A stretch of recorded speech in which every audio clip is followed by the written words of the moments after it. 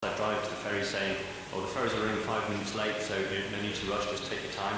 All that stuff is being handled by autonomic systems of little agents looking out on my behalf for the things it knows I want to do, just making me aware of what's going on so that I can plan my day accordingly.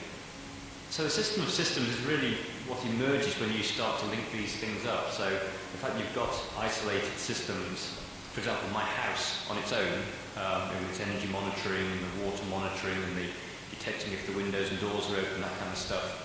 It's a system, certainly, but it's not a system of systems.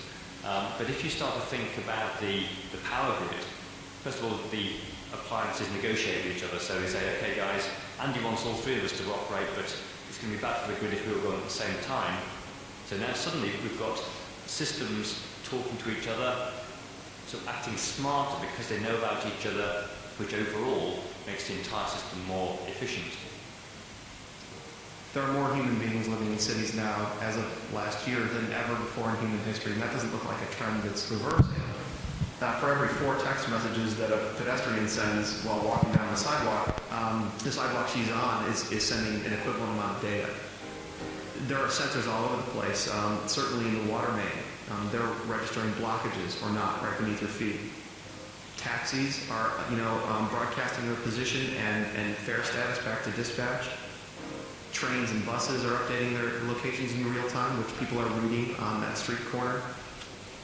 A matrixing of services creates a more resilient thing. And, we can let a water main blockage speak to the road signals above it and do something quickly before police can get there. Soon enough, we will just expect to be told exactly when the bus will arrive. Look at that complex set of relationships among all these complex systems. If we can actually begin to see the patterns in the data, then we have a much better chance of actually getting our arms around this. That's where societies become more efficient, that's where more innovation is sparked.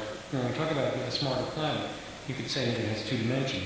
One is to be more efficient, be less destructive, connect different aspects of life which do affect each other in more conscious and deliberate and intelligent ways.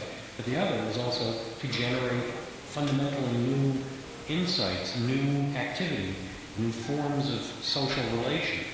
So you could look at the planet as an information creation and transmission system. And the universe was hearing its information, but we weren't. But increasingly now we can. Early days, baby steps days, we can actually begin to hear the planet talking to us. So IBM didn't even pay me to bring this video, so I guess this is what's called social media. I think this video is so good. I admit it's a little bit long, but what it really tries to say is that beyond the kind of tip of the iceberg that we see with social media today, society really creates a vast amount of data, videos, images as a byproduct of its daily functioning. When our cars start to have chips and computers in them, they create data. When our buses can transmit where they are, they create data. And the latest new trend we've seen in apps and stuff really are useful because they can access a lot of that data and they can help us navigate the world because they can make knowledge, and ultimately I guess we can create wisdom based on that data. It's everything from the fact that I can adjust my house from my phone while I'm not there to save energy, to the fact that different houses can talk together to save energy together, or to make better use of the grid. So I guess I'm going to sort of end up with 3 laws for navigating this new, I called it the social world. It should have probably been the social digital world, because admittedly I've gone a little bit beyond the borders of social media. But the first one is from renting to owning media. I think the advertising industry as we know it is completely going to change because it's simply not efficient enough. If you thought last year that the global advertising industry spent almost $500 billion and they probably created a handful of things that was worth remembering, that's going to change. Those money are going to be invested better in creating services, and once we've created services that are great, then we can spend some money letting other people know that they're here. But but this mindless advertising, shouting at people who really want more attention, is not going to work in the future. That's my prediction. The next thing is the fact that every company is a software company. So the companies that are going to win are the companies who respect data. Data has been called oil, and not for no reason. Oil is a bit the same. When we pull it up the ground, there's quite a lot of it, but it actually has no use to us. But when we refine it, we can create products that have tremendous value to our civilization. It's a bit the same with data. If we can refine this data that people and things are creating, then we can create services that deliver much better value to people than has ever been delivered before. And we don't actually need huge budgets to do this. We see a lot of these new startups that are creating apps and stuff are 1 or 2 or 3 or 10 people. And they can compete with the biggest organizations in the world because they can move faster and because they can access vast amount of data from other people. And the third is to kind of remind us all that in this social digital world, the real world doesn't disappear. So things like Second Life, this kind of complete social world that was supposed to take over from the real world, that's not working because people don't want to let go of the real world. What they want are services that makes their real world more valuable to them, allows them to save time or to connect with people over long distances, to efficiently have a better, healthier and happier life. So this is actually an example from Nike that are using Facebook to create running clubs where people can meet and run together, because there's nothing as motivating as running with other people. So for me, this is a very simple example, but it's a great example of how we can use the digital and social world to actually create more value in the real old world.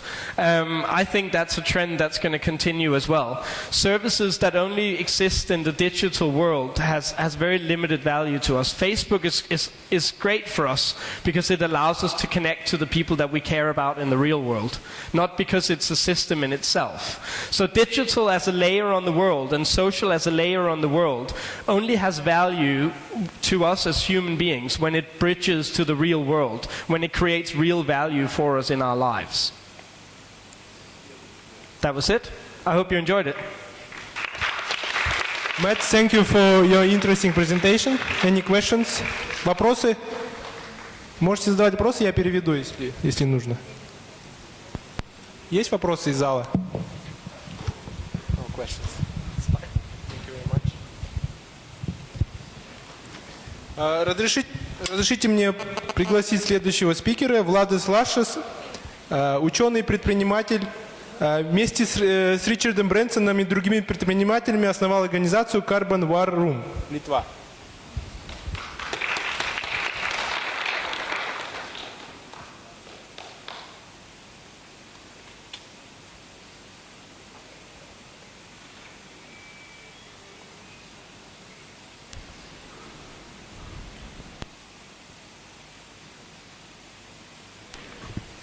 Добрый день, дамы и господа. Good afternoon, ladies and gentlemen. Small exercise. Everybody takes photo. This side, I would like to ask you to smile and to take a photo of all of you. Ready? Let's go.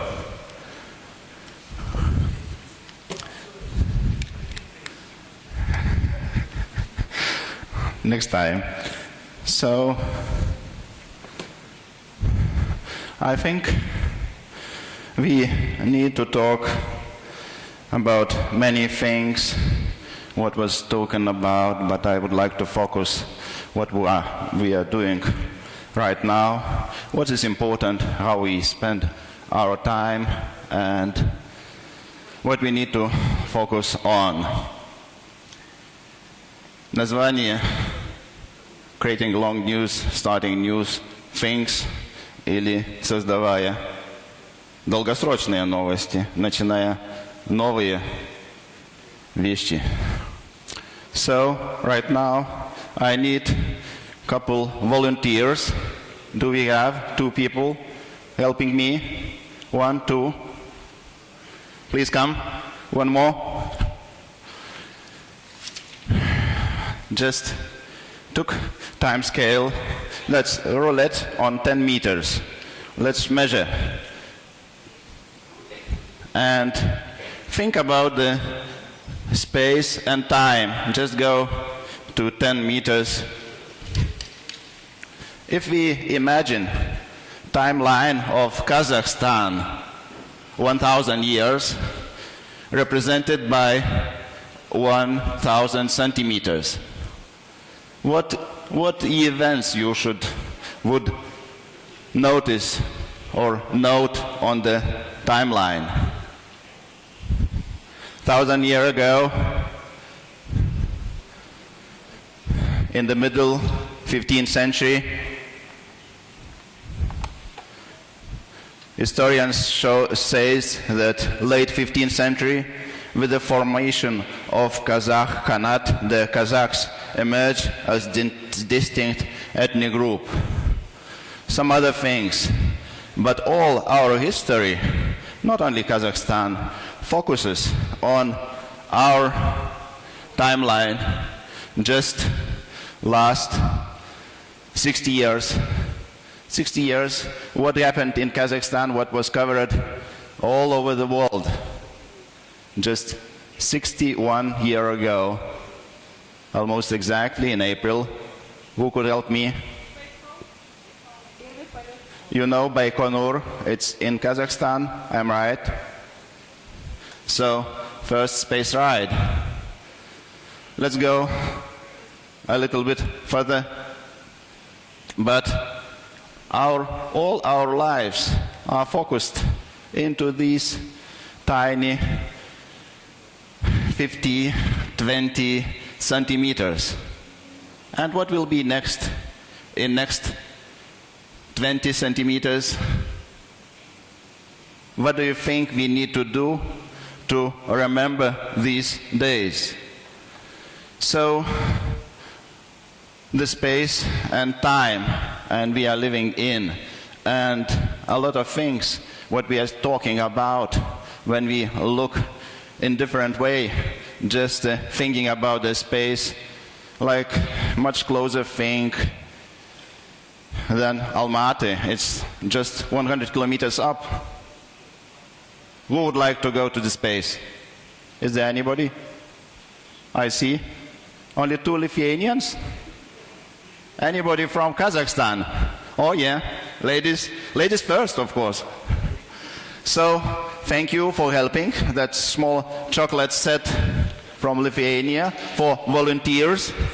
And think about our timeline, how is dense and packed into all these last years, just put into short